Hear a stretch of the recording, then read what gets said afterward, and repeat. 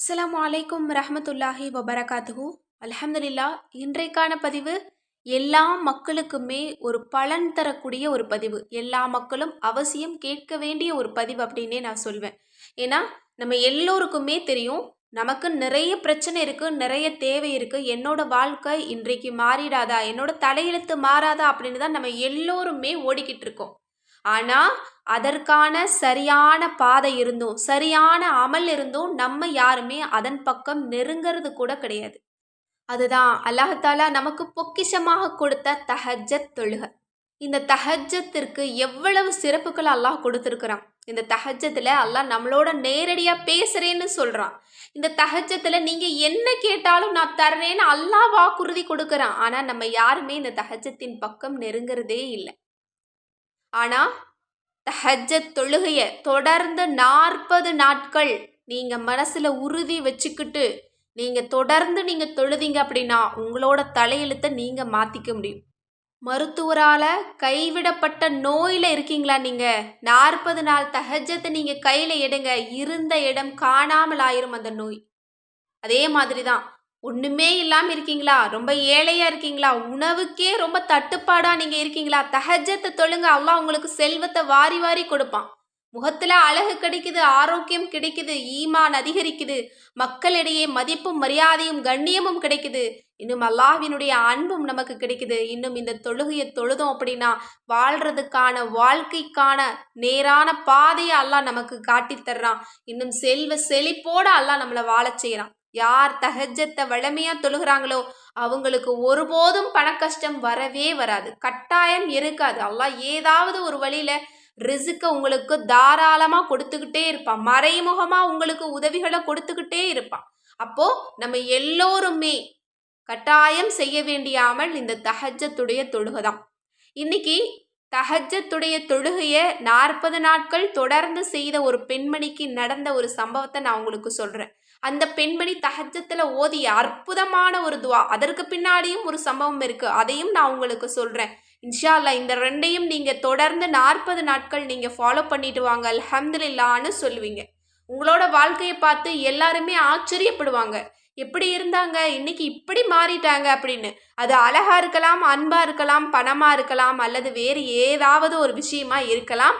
கட்டாயம் மக்கள் உங்கள பார்த்து ஆச்சரியப்படுவாங்க. அந்த அளவுக்கு உங்களோட வாழ்க்கையை இது மாத்தும்.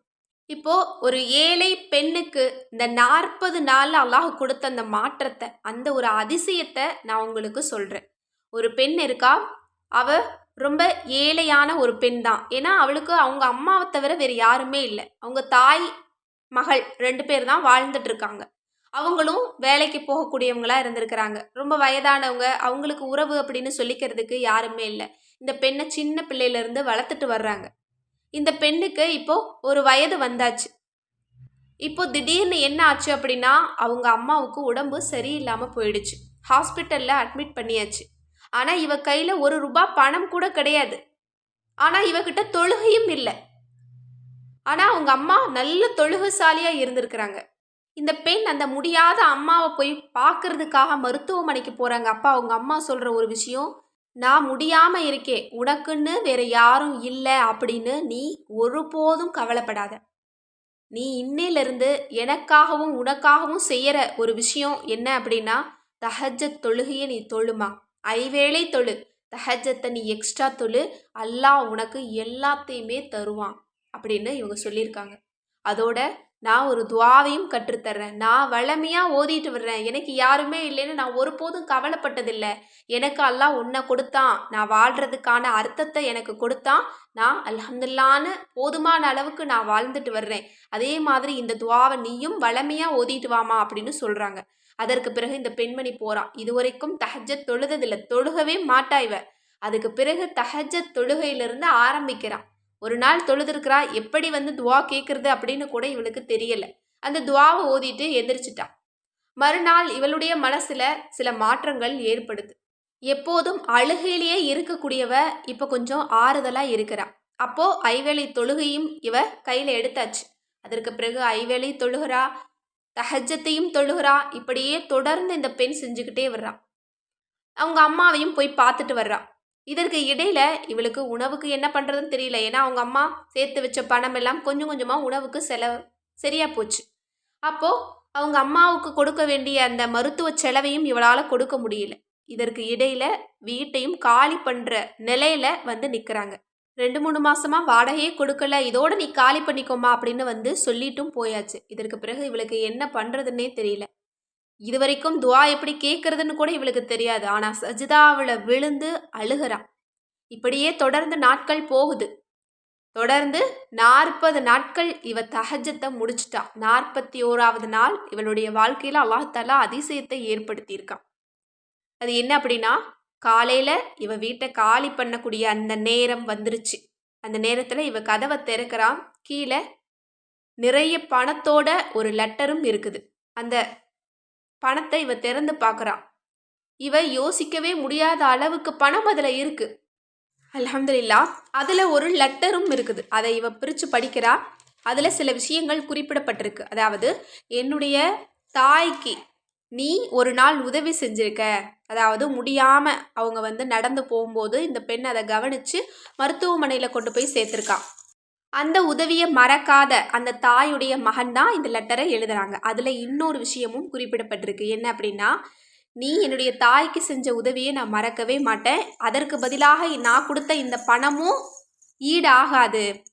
நான் உன்னை நல்ல நிலையில் வச்சு வாழ்நாள் முழுக்க பார்க்க ஆசைப்படுறேன். அதாவது நான் திருமணம் செய்து கொள்ள ஆசைப்படுறேன். உன்னுடைய விருப்பம் எனக்கு அவசியம் அப்படின்னு சொல்லிட்டு அந்த லெட்டரில் முடிக்கப்படுது. அல்ஹம்துலில்லாஹ். இவ அதை அப்படியே அவங்க அம்மா கிட்ட கொண்டு போய் காட்டுறா. அவங்களுக்கும் ஒரு சந்தோஷம் தாங்க முடியல. 40 நாள் தஹஜ்ஜத் தொழுததற்கு 41வது நாளே அல்லாஹ் தஆலா மிக பெரிய அதிசயத்தை இந்த பெண்ணோட வாழ்க்கையில் நிகழ்த்தியிருக்கான். அதற்கு பிறகு இவங்க எல்லாருமே ஃபேமிலியை சந்தித்து இவளுடைய திருமணத்தை நல்ல முறையில் நடத்தி வைக்கிறாங்க. இப்போ அந்த பெண் வந்து ஒரு நல்ல நிலையில், அதாவது நல்ல வசதியான ஒரு குடும்பத்தில் ஒரு மருமகளா அல்ஹம்துலில்லாஹ்னு வாழ்ந்துட்டு இருக்கா.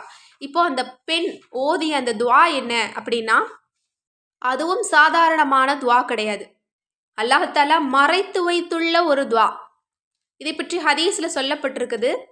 ஒரு மனிதர் ஒரு தடவை யா ரப்பி லக்கல் ஹம்து கமா எம்பகி லி ஜலாலி வஜ்ஹிக வ அலீமி சுல்தானிக், அதாவது என்னுடைய இரட்சகனே, மகத்துவமிக்க உனது ஆட்சியை, மேன்மைக்குரிய உனது உள்ளமையை எவ்வாறு புகழ்வது தகுதியானதோ அவ்வாறு உன்னை புகழ்கிறேன் என்ற இந்த துஆவை ஓதினால் எவ்வளவு நன்மை எழுதுறது அப்படின்னு தெரியாமல் மலக்குமார்கள் திகைப்பாங்களாமா. அப்போ இதை அப்படியே அல்லாஹ்விடத்தில் கொண்டு செல்வாங்களாமா. அப்போ அல்லாஹ் சொல்வானாம், இந்த அடியாருக்கு என்ன எழுதுறதுன்னு தெரியல அப்படிங்கும்போது எல்லாத்தையும் அறிஞ்சவன் அவன், ஆனாலும் சொல்வானாம், இதை நீங்கள் அப்படியே எழுதிக்கோங்க. இவங்களுடைய கணக்கில் இந்த துஆவை அப்படியே நீங்கள் எழுதிக்கோங்க. நான் மறுமை நாளில் இதற்கான நன்மையை நான் வந்து ரகசியமாக வச்சு அதை நான் மறுமையில் நான் கொடுத்துக்கிறேன் அப்படின்னு சொல்லி அல்லாஹ் சொல்வானாமா. அல்ஹம்துலில்லாஹ். எப்பேற்பட்ட வார்த்தை பாருங்க, எப்படிப்பட்ட சிறப்புகளை எல்லாம் அல்லாஹ் கொடுக்குறான் பாருங்க. எனவே இந்த அல்லாஹ் தஆலா நன்மைகளை மறைத்து வைத்துள்ள இந்த துஆவை வளமையாக நீங்கள் தஹஜ்ஜத்துடைய தொழுகையை நீங்கள் கடைப்பிடிச்சு நீங்கள் இதை ஒரே ஒரு தடவை இதனுடைய அர்த்தத்தை உணர்ந்து நீங்கள் ஓதிட்டு வாங்க.